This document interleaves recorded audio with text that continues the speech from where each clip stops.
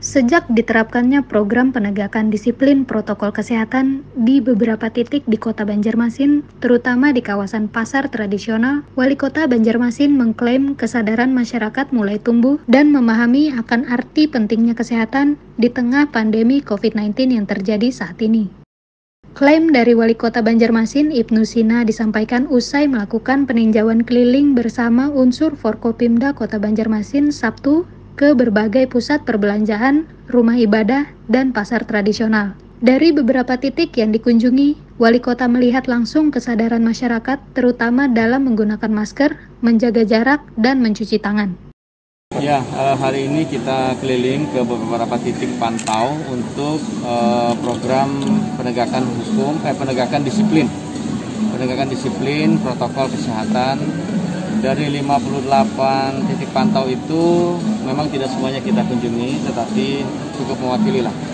Ada rumah ibadah, kemudian ada tempat religi, ada pasar, dan juga ada untuk jual beli seperti ini.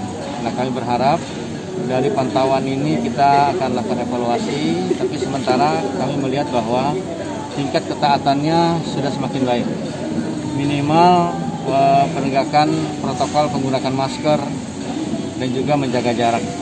Nah, termasuk juga di pusat perbelanjaan juga menerapkan ukuran suhu tubuh supaya yang tidak pakai masker, yang suhu tubuh di atas 37,2 itu dihimbau untuk tidak ke pasar dan tidak ke rumah ibadah.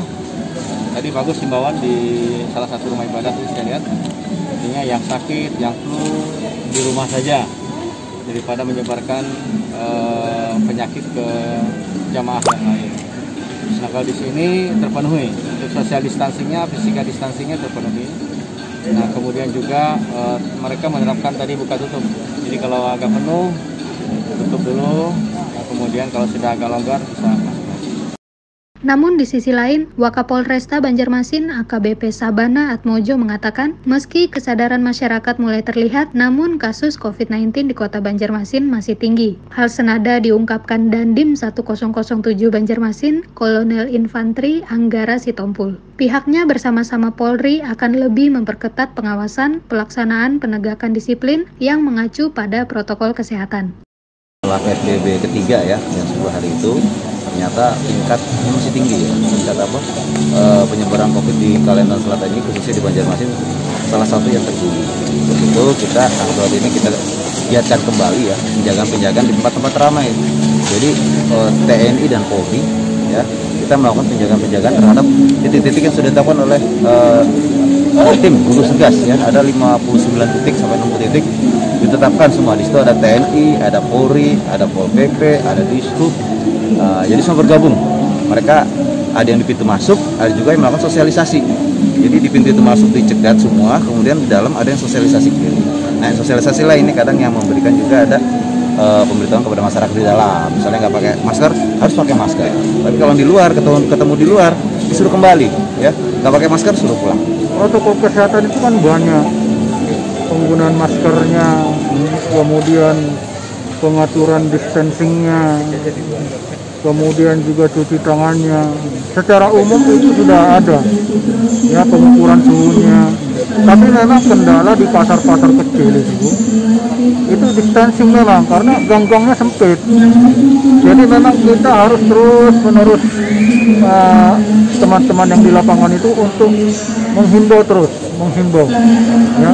Kalau memang terlalu padat ya, saya juga sudah perintahkan tak ditutup sementara pintunya sambil menunggu yang lain.